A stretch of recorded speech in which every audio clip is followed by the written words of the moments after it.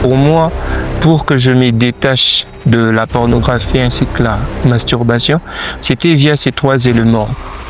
La méditation, la connaissance des dieux et ainsi que l'amour. Celui qui n'aime pas n'a pas connu Dieu, car Dieu est amour. Bonjour à tous, j'espère que vous allez bien. Moi, je me porte toujours bien par la grâce des dieux. Et aujourd'hui, je vais vous parler de comment Dieu m'a aidé à sortir en fait de la pornographie qui m'avait entraîné à la masturbation. Et tout au long en fait de mon témoignage que j'avais publié l'autre fois, je fais étalage de comment la pornographie m'a vraiment compliqué, m'a vraiment fait souffrir jusqu'au point d'entrer dans la dépression et jusqu'à à flirter en fait la mort. Mais aujourd'hui, j'ai relevé en fait quelques éléments qui m'ont aidé en fait à sortir. Je vais essayer de retracer en fait mon parcours et ressortir le point positif qui ont fait de moi un homme libre, parce que la parole de Dieu dit que c'est pour la liberté que Christ nous a affranchis. Alors, d'entrée de jeu, j'aimerais en fait que nous puissions comprendre une chose et que tout ce que nous faisons, nous le faisons par amour. Je vais prendre un exemple simple pour expliquer, pour mettre en avant les différents éléments. Primo, j'aimerais que nous puissions comprendre une chose et que tu ne peux pas aimer quelqu'un que tu ne connais pas. Tu ne peux pas aimer quelqu'un que tu ne connais pas. Et plus tu médites sur la personne, plus tu apprends à connaître la personne et plus tu apprends à aimer la personne. Et pourquoi j'ai mis en avant ces trois éléments? Pour nous faire comprendre que le processus, pour moi, pour que je me détache de la pornographie ainsi que la masturbation, c'était via ces trois éléments. La méditation, la connaissance des dieux et ainsi que l'amour. Je récapitule, c'était la méditation de la parole de Dieu, la connaissance de la parole de Dieu et ça m'a conduit à aimer Dieu. Et comment je le dis, comment je l'explique est que pendant que j'ai traversé ces moments difficiles, accablé par la masturbation, accablé par la pornographie, en fait, en moi, il y avait un désir profond, comme la parole de Dieu nous dit que Dieu crée en nous le vouloir et le faire. Il y a eu en moi, en fait, ces désirs profonds qui montaient de la parole de Dieu. En fait, je m'étais retrouvé dans un moment où j'étais tellement, en fait, assoiffé. Je voulais, en fait, plus lire les Écritures. Je comprenais pas. Dans le temps avant, je ne comprenais pas pourquoi les choses s'est passées comme tel, mais c'est maintenant, quand j'ai réfléchi à mon passé que je comprends, en fait, le processus de Dieu pour me sortir, en fait, de cette situation et que j'avais en fait en moi ces désirs profonds de lire la parole de Dieu et plus je lisais en fait la parole de Dieu, plus j'apprenais à connaître des dieux, plus j'apprenais à connaître qui je suis en Christ et plus mon amour en fait pour lui augmentait. Parce que quand j'ai regardé j'ai lisé les Écritures, j'ai médité les Écritures, je me suis rendu compte que un homme, Dieu s'est décidé de se faire homme afin de se faire pécher pour que nous puissions être sauvés. Et quand j'essaie d'analyser, je me rends compte que nous n'étions pas même en fait dans le plan, dans le sens où il est venu pour le juif, mais le juif l'a rejeté et que par le rejet des certains, nous avons eu la vie et ça a créé en moi en fait ces désirs, ça a augmenté en fait mon amour pour lui. Et la parole de Dieu nous dit à ce sujet que l'amour du monde, celui qui aime le monde s'est fait ennemi de Dieu. Donc par là, nous comprenons que celui qui aime Dieu s'est fait ennemi du monde. Dans quel sens? En fait, du fait que je méditais la parole de Dieu, du fait que je méditais la parole de Dieu, ça augmentait ma connaissance sur Dieu, et plus ça augmentait ma connaissance sur Dieu, plus mon amour pour lui augmentait. Ce qui a fait que, du fait que mon amour pour Dieu augmentait, mon amour pour le péché en fait diminuait. Je l'explique. Et que plus tu aimes Dieu, plus ton amour pour le péché diminue. Plus tu t'approches de Dieu, plus tu t'éloignes, en fait, du monde. Et dans le domaine, en fait, spirituel ou dans l'activité spirituelle, ce n'était pas que la méditation ou la prière, il y avait aussi les jeunes, en fait, qui s'étaient associés. Mais je veux plus, en fait, insister sur, les domaines de la lecture de la parole de Dieu, qui, la méditation, en fait, et que il va se passer quoi, en fait, dans le une personne qui est dans la pornographie ou dans la masturbation, là, je parle de moi, et que pour que j'arrive à me masturber, il faudra que je puise, en fait, dans mes pensées. Il faudrait que je puise dans mes pensées et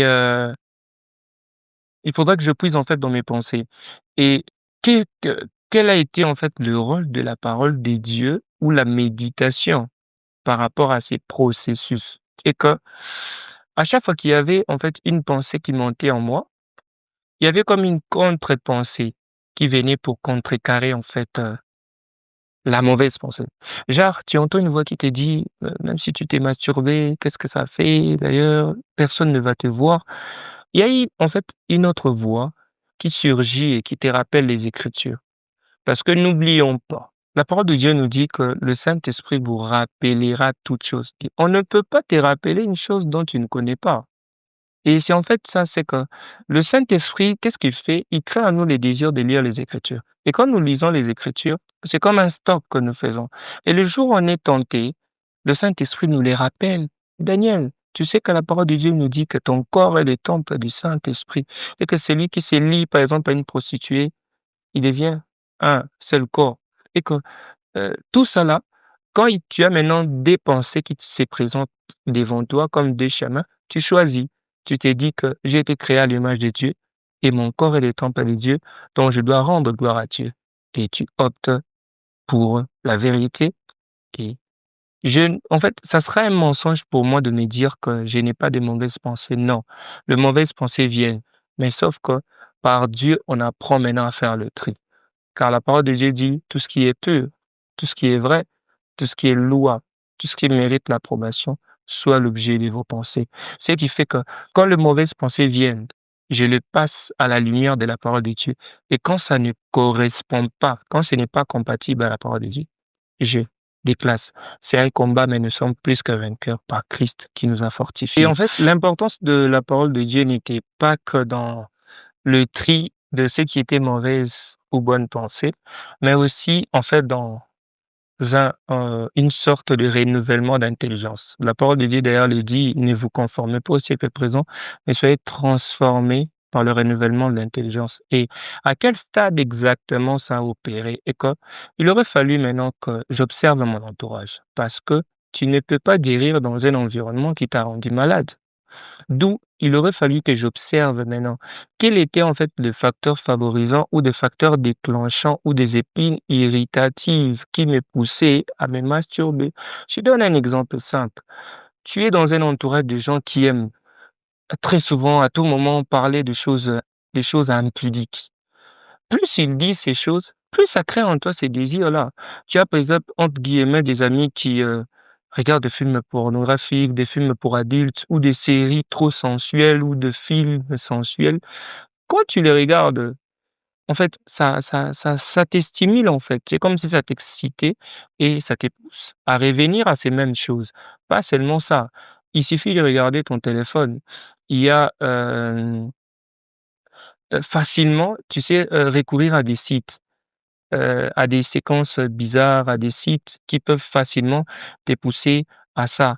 Et j'ai eu l'intelligence renouvelée de comprendre que il est possible, en fait, de désactiver certains paramètres ou de filtrer certaines séquences qui paraissent en fait, pudiques et qui paraissent plutôt impudiques en fait, allais-je dire, au risque d'essuyer tes yeux et peut-être, tu peux limiter la publicité parce qu'aujourd'hui la plupart des publicités sont à caractère sexuel.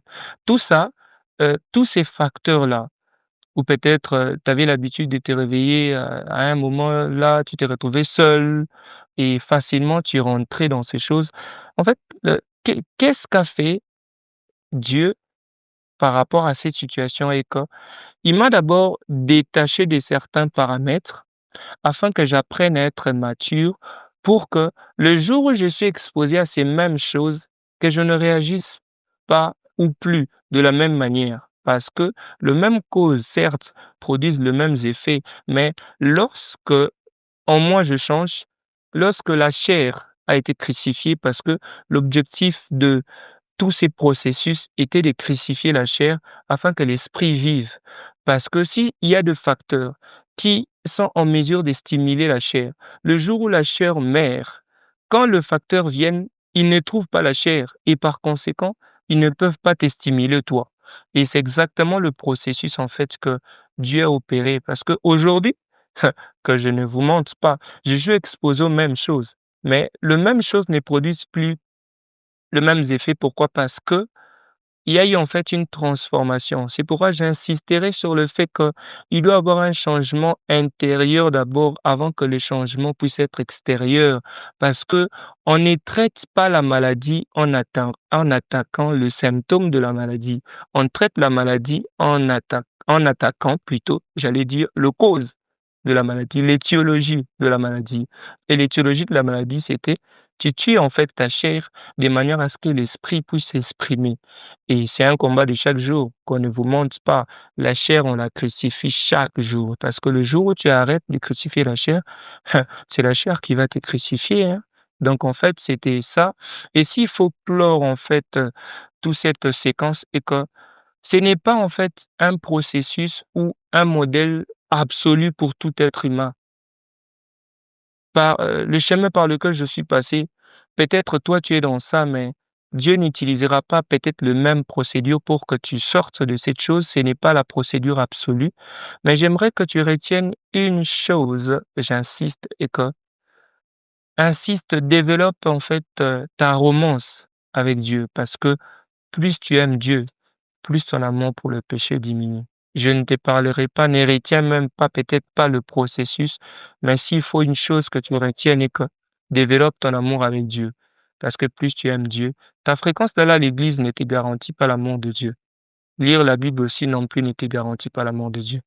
Mais parler du Saint-Esprit, en fait, c'est lui qui te dira, qui te donnera les astuces, comment apprendre à aimer Dieu. Car beaucoup aspirent à faire la volonté de Dieu, mais tu ne peux pas servir Dieu sans Dieu. La parole de Dieu dit que c'est le Saint-Esprit qui vous donnera la force de le servir. Donc, il suffira que nous puissions être dépendants de Dieu, avoir une intimité avec Dieu, et le reste se fera. Un jour, tu parleras aussi de la pornographie au passé. Que l'Éternel vous bénisse.